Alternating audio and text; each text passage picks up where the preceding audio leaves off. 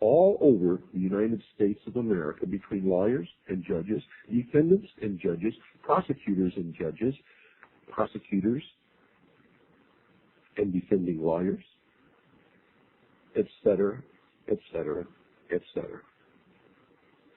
Bayezid took to himself the style of Pir al-Roshan, or sage of illumination, and founded a city at Hashnagar, which was to be the center from which illuminism was to spread all over the world. Now, each member of his following was given a new name upon entry. Does that sound familiar? And this name depended upon the guilds to which he, in theory, belonged. According to Bayezid, all humanity was divided into professions. His were lamp makers. Some members were the makers, others sold lamps. Some were known as this kind of lamp, some another. Lamp of the darkness was a typical example. Among the other guilds noted are those of the builders. Does that sound familiar? Soldiers, merchants of various kinds, and scribes. They can be found today in organizations such as the American Medical Association or the American Bar Association, etc., etc. Writing in the 19th century, an Afghan scholar who was by no means fond of the society of the Roshinea claimed that they were, in fact, an organization devoted to fighting against the tyranny of the Moguls, and that the banditry and strange doctrines attributed to them were untrue, allegations by interested parties. He based this upon two manuscript copies of the objectives of the order, which seem to have stated that it was dedicated to influencing people of importance throughout the East and West towards greater justice and self-training into the immense capacities of the human mind, whereby wonders can be caused and through which the harmony of the world will be established. So these ideas are taken from those enshrined in our ancient literature and practices, as well as those of the Persians, many of whom followed the true illuminated path before the new message was revealed, they stated. In the end, the imperial Mogul decided that something must be done about the widespread power of the militant mystics of the Hindu Kush Mountains. The governor of Kabul arrested Bayezid, clapped him in irons, and paraded him through the streets to show that here was no supernatural being. To give further point to the proceedings, his hair and beard were half shaved, but this governor, Moshe Khan, was under the ascendancy of his religious guide, one Sheikh Atari, who may even have been a secret adherent of the illuminated one, for the cult was spreading with rapidity. In any case, he told the governor that Bayezid was undoubtedly a man of great and holy attainments, and that considerable suffering would inevitably attend anyone who treated this man harshly. Bayezid was allowed to escape. The indignities to which he had been subjected kindled his illuminism still higher.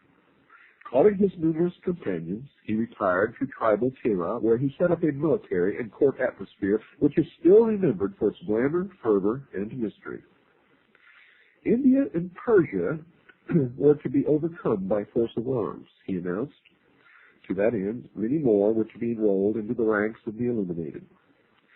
Enthusiastic scenes throughout Afghanistan resulted from the proclamation, which was carried far and wide to the accompaniment of kettle drums and wild sword dances. And when he was ready, Bayezid, attended by his halqa, or circle of dervishes, led the campaign into the lush land of India.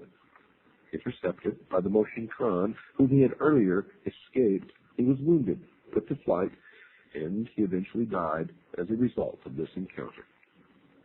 His son, Omar Ansari, proclaimed himself leader and immediately ordered an attack upon the Pathan tribe of the Yusufzai, who had allied themselves with the Mogul. He was killed by the hillman, and his own son, quote, the servant of the one, unquote, took over the leadership. And by the middle of the 17th century, this youth had been killed defending his castle against a Mogul expeditionary force. His infant son escaped with some of his followers into Afghanistan proper, where the cult was restarted.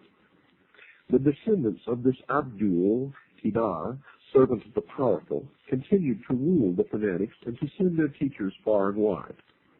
The creed eventually split into two divisions, the military and the religious, and nowadays it is only the followers of the latter who survive, still a secret cult which might, given the right conditions, have touched off a movement as important as that of the assassins.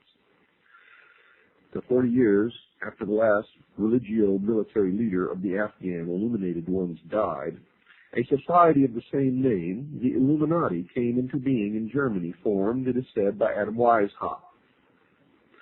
The young Jesuit priest, a professor of canon law at the Jesuit Ingolstadt University, coincidences of date and beliefs connect these Bavarian Illuminati with the Afghan ones, and also with the other cults which called themselves Illuminated.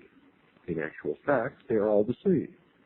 The beginning of the 17th century saw the foundation of the Illuminated Ones of Spain, the Alumbrados, condemned in an edict of the Grand Inquisition in 1623, out of which the condemned Ignatius Loyola emerged as a man immune to persecution, arrest, or accusation from any king, prince, or prelate, as the head of one of the most powerful secret societies ever organized, the Society of Jesus, now known as the Jesuits.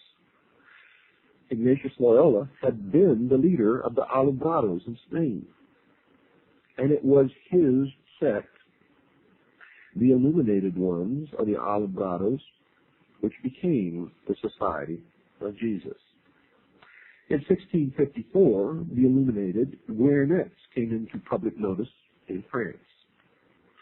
Their documents still extant show several points of resemblance between the German and Central Asian Illuminists, points which are hard to account for on the grounds of pure coincidence, and yet which still might, one supposes, be nothing more than that. The Prophet Muhammad, for example, is claimed as an initiate by the Western Illuminati. Their calendar is the very same which survived in current usage in the former Iranian territories among the Afghans of the time. New Year's Day with them was the same day as the Persian and Afghan Navroz festival. Further, the degrees of initiation, although seemingly artificial ones, coupled with some of the degrees of Freemasonry, were also 8. And there are parallels in the naming of the individual degrees. Like the Roshinea, the Illuminati stated that they had the objective of gaining important converts for the purpose of improving the state of the world. A comparison of the degrees shows the similarity. In the Roshinea, the seeker, and in the Illuminati, the apprentice. In the Roshinea, the disciple; in the Illuminati, the fellow craft. In the Roshinea, the devotee; in the Illuminati, the master. In the Roshinea, the enlightened one; in the Illuminati, the Illuminatus major. In the Roshinea, the master; in the Illuminati, the Illuminatus dirigens. In the Roshinea, the commander or emir; and in the Illuminati, prince. In the Roshinea, priest; in the Illuminati, priest. In the Roshinea, king or chief; in the Illuminati, king. Now, the early stages of initiation were designed to admit people into the brotherhood, to test them for reliability, and possibly to train them for responsible tasks connected with the greater diffusion of knowledge. Even in higher degrees, it seems that tests are also applied. Those who were to become priests, for example, were taken to a secret place where a throne stood, with before it the choice of priestly or royal regalia. The aspirant had to make the choice. Those who opted for the symbols of worldly power were dismissed promptly, but candidates taking up the sacred vestments were saluted with the phrase, "Hail, O Holy One." The members of this degree were considered teachers in whose hands was the training of disciples. Priests identified themselves with a secret sign. Both hands crossed were placed flat upon the head. In shaking hands, the priest extended his palm with the thumb held vertically upwards. The countersign was a fist with the thumb enclosed within it. Princes were those who could influence events at a very high level, either in academic or political affairs. The room in which the initiation to this high